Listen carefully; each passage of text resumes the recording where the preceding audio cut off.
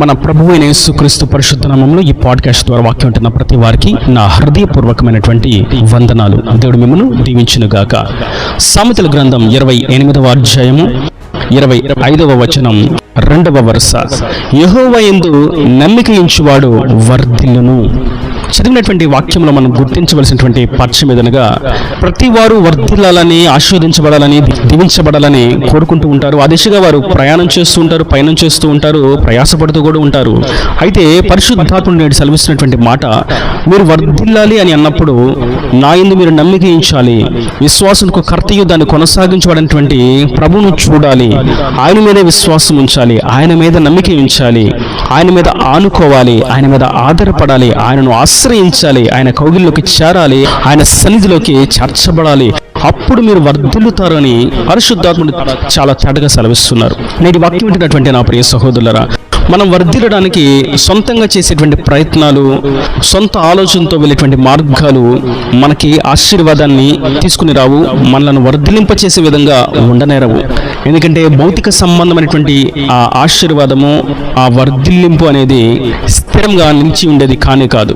ఆయన యందు నమ్మిక ఉంచి వారు వర్ధిల్లుతూ ఉంటారు, ఆయన యందు విశ్వాసం ఉంచిన వారు వర్ధిల్లుతూ ఉంటారు. మరియు రెండో విషయాన్ని గమనిస్తాం, మనం వర్ధిల్లాలి అంటే ఏం చేయాలి అనేటువంటి కోణంలో కీర్తనల గ్రంథం 122వ కీర్తన 6వ చరణం 2వ వరుస, యెరూషలేమా నిన్ను ప్రేమించువారు వర్ధిల్లుదురు. ఇక్కడ మనం గమనిస్తాం, యెరూషలేమును ప్రేమించువారు వర్ధిల్లుతారు అని. యెరూషలేమును ప్రేమించుటానుగా మనం సాధారణంగా చూస్తున్నట్లయితే జనులకు అర్థమైనటువంటి భాష, యెరూషలేము పట్టణం యొక్క పటమును ఉంచుకొని, యెరూషలేమా నిన్ను ప్రేమించువారు వర్ధిల్లుతారు అని ఆ పటం మీద వాక్యాన్ని రాయించుకొని దానిని బట్టి వారు సంతోషిస్తారు. ఇది మా ఇంట్లో ఉంటే మేము ఆశీర్వదించబడతాం, మేము వర్ధిలింప చేయబడతాము అని ఆత్మీయ స్పృహ లేని వారుగా, ఆత్మీయ అందులుగా దానిని బట్టి సంతోషిస్తూ ఉంటారు, అతిశయిస్తూ ఉంటారు. ఇది మా ఇంట్లో ఉన్నది అనేటువంటి ఆలోచనతో మరికొందరు యెరూషలేమును సందర్శించి ఆ ప్రాంతాన్ని వీక్షించి అక్కడ ప్రదేశాలను చూసి వచ్చిన వారు అది గొప్ప దీవెనగా, ఇక నేను వర్ధిలింప చేయబడతానని ఆత్మీయ ఆలోచన లేని వారుగా మనకు తటస్థిస్తూ ఉంటారు. అయితే మనం గుర్తించవలసినటువంటి సత్యమైనటువంటి వాక్యం ఏదనగా, యెరూషలేమా నిన్ను ప్రేమించువారు వర్ధిల్లుదురు అని అన్నప్పుడు ఆయన యెరూషలేము అనేటువంటి పట్టణమును గురించి రాయలేదు, కానీ యెరూషలేములో నివసిస్తున్నటువంటి జన సమూహం అనగా వాగ్దాన సంతతిని గురించి ఆయన మాట్లాడుతున్నాడు. యెరూషలేము ఆయన పేరు పెట్టబడినటువంటి జనము, ఇజ్రాయేలు ఆయన పేరు పెట్టబడినటువంటి ఆయన స్వకీయ సామ్రాజ్యము, తన కొరకు ఆయన ఏర్పరచుకున్నటువంటి సమాజము. వారిని ప్రేమించు వారు వర్ధిల్లుతారు. దానికి అర్థం సహవాసములో, సంఘములో, దేవుని మందిరమును ప్రేమించేవారు వర్ధిల్లుతారు. మనం సత్య సహవాసంలో చేర్చబడాలి. దేవుడు మనకు అనుగ్రహించినటువంటి మందిరం అనగా సహవాసము, సంఘస్థులను, తోటి విశ్వాసులను, సేవకులను ప్రేమించాలి. అప్పుడు మనం వర్ధిల్లుతాము. ఒకవేళ మేము యెహోవా యందు నమ్మిక ఉంచి ఉన్నాము అని చెప్పుకుంటూ మందిరానికి రాక, సేవకునితో సహవాసం లేక, సేవకుని గౌరవించక, ద్వేషిస్తూ, దూషిస్తూ మందిరానికి దూరం అయిపోతూ, తోటి విశ్వాసాన్ని ప్రేమించలేక, అసూయపడుతూ, దురాలోచన కలిగి ఉంటే అట్టివారు వర్ధిల్లుట అనేది అసంభవము, దుర్లభము అన్నటువంటి సంగతి వాస్తవము. నేటి వాక్యం వింటున్నటువంటి నా ప్రియ సహోదరులారా, మనం ఆయనను ప్రేమించాలి, ఆయన యందు నమ్మిక ఉంచాలి, మన తోటి విశ్వాసులను మనం ప్రేమించాలి, సంఘాన్ని ప్రేమించాలి, ఆ సంఘం కొరకు ఆయన కార్చిన రక్తాన్ని మనం గుర్తించాలి, ఆయన త్యాగాన్ని మనం గమనించాలి, ఆయన విమోచించినటువంటి ఆ విధానమును మనం వివేకంతో వివేచించాలి. అప్పుడు మనం వర్ధిల్లుతాము, నిజమైనటువంటి దేవుని ఆశీర్వాదానికి మనం గురి అవుతాము. ఆయన దీవెనల చేత మనలను నింపివేసి ఆశీర్వదించి వర్ధిలింప చేస్తాడు. మనం మన పితరుల జీవితమును గమనించినట్లయితే దినవృత్తాంతముల 1వ గ్రంథము 29వ అధ్యాయము 23వ వచనం, అప్పుడు సొలొమోను తన తండ్రి అయిన దావీదునకు మారుగా యెహోవా సింహాసనమందు రాజుగా కూర్చుండి వర్ధిల్లుచుండెను. ఇశ్రాయేలీయులందరూ అతని ఆజ్ఞకు బద్ధులై ఉండరి. ఇక్కడ మనం చూస్తున్నాం, సొలొమోను అనేటువంటి దావీదు కుమారుడు ఇజ్రాయేలుకు రాజుగా ఎన్నుకోబడ్డాడు.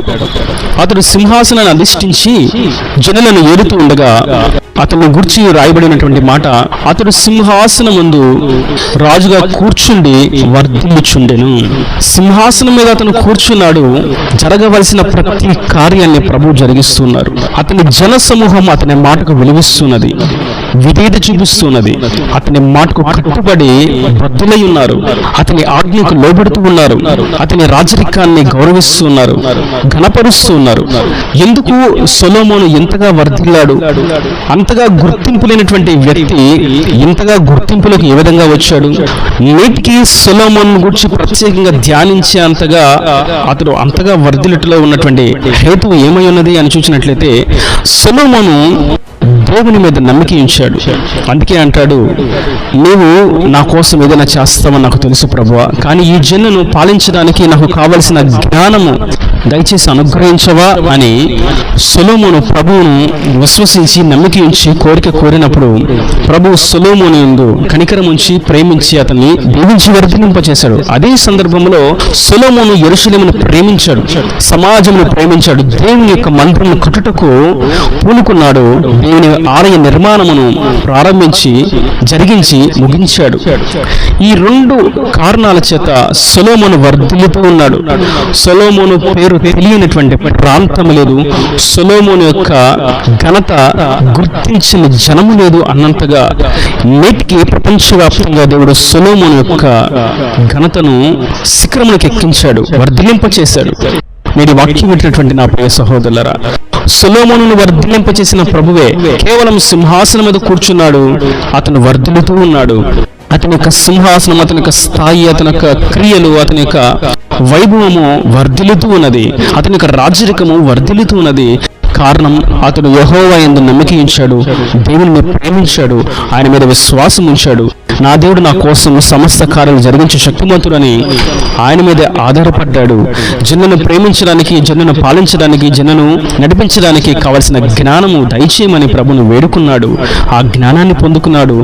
దేవుని నిబంధన మందస్సమును ఉంచుటకు శ్రేష్టమైనటువంటి మందిరాన్ని నిర్మించాడు. ఆ దిశగా సొలొమోను యొక్క ఆశీర్వాదంకు అవి కారణమయ్యాయి, అవి హేతువయ్యాయి. కనుక మనము దేవుని యందు నమ్మిక ఉంచి విశ్వాసంతో మనం నిలిచిన ఎడల, మరియు మనం సహవాసాన్ని ప్రేమిస్తూ, తోటి విశ్వాసాన్ని ప్రేమిస్తూ, గణపరుస్తూ, దీవిస్తూ, వారి యొక్క ప్రతికూలమైన స్థితిలో మనదైనటువంటి శైలిలో మనం సహాయమును అందిస్తూ, వారి కొరకు మనం ప్రార్థిస్తూ మనం మొరపెట్టినప్పుడు దేవుడు మనలను వర్ధిలింపచేస్తాడు. సంఘములో మనం ఒకరి కొరకు ఒకరు ప్రార్థించుకోవలసిన వారమై ఉన్నాము, ఒకరి సమస్యల కొరకు ఒకరు వేడుకోవలసిన వారమై ఉన్నాము, దేవుని సన్నిధికి చేరవలసిన వారమై ఉన్నాము, ఒకరి కొరకు ఒకరు సహాయం చేసుకోవలసిన వారమై ఉన్నాము. ఇట్టి ప్రేమ, ఇట్టి ఆప్యాయత, ఇట్టి తగ్గింపు, ఇట్టి సహవాసము మనము వర్ధిలింపు చేయబడడానికి కారణమవుతుంది. కనుక మనం వర్ధిల్లింప చేయబడాలి, మనం దీవించబడాలి, ఆశీర్వదించబడాలి అంటే అది మన ద్వారా జరిగేటువంటి క్రియలను బట్టి అనేటువంటి సంగతిని మనం గుర్తించి ఆయనను ప్రేమిస్తూ, ఆయన విశ్వాసం ఉంచి, ఆయన మీద నమ్మిక ఉంచి, ఆయన మన కొరకు ఏర్పరిచినటువంటి ఆ సంఘాలను, మందిరాన్ని, సహవాసాన్ని, సత్య సహవాసాన్ని, దేవుని అభిషేక్తుల చేత అభిషేకించబడినటువంటి మందిరాన్ని మనం ప్రేమిస్తూ, మందిరాన్ని ప్రేమిస్తూ అనగా కేవలం ఆ కట్టడను ప్రేమించడం మటుకు కాదు, కానీ ఆ కట్టడ కొరకు ప్రయాసపడటానికి కాదు, కానీ ఆ సంఘములో ఉన్నటువంటి తోటి విశ్వాసులను మనం ప్రేమించాలి అనేటువంటి ఆత్మీయ స్పృహ కలిగిన వారముగా, ఆత్మీయ జ్ఞానముతో మనం ప్రేమించినట్లయితే, సహాయం అందించినట్లయితే, ప్రార్థించినట్లయితే ప్రభు మనలను అంతకంతకు వర్ధిలింప చేస్తాడు. సొలొమోనును వర్ధిలింప చేసినట్లుగా వర్ధిలింప చేస్తాడు. ఒక ప్రాంతానికి, ఒక పట్టణానికి మాత్రమే పరిమితమైనట్లుగా కాక ప్రపంచమంతటా ఖ్యాతి నొందినట్లుగా, కీర్తి నొందినట్లుగా దేవుడు దీవిస్తాడు, వర్ధిలింప చేస్తాడు. అట్టి విధంగా ప్రభు వర్ధిలింప చేస్తే ఆయన సాక్షిగా తేజరిల్లింప చేయను గాక. నేనేదైనా మాటలు ప్రతి వాని హృదయంలో ఇక్కడ ఫలింప చేయను గాక. ఆమేన్. God bless you. తలలు వంచి కన్నులు మూసినట్లయితే మీ కొరకు చిన్న ప్రార్థన.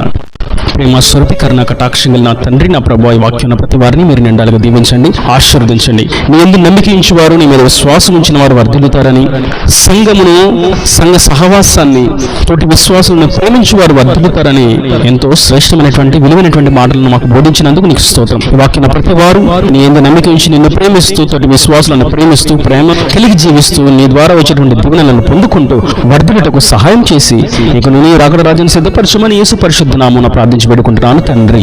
ఆమేన్. ఆమేన్.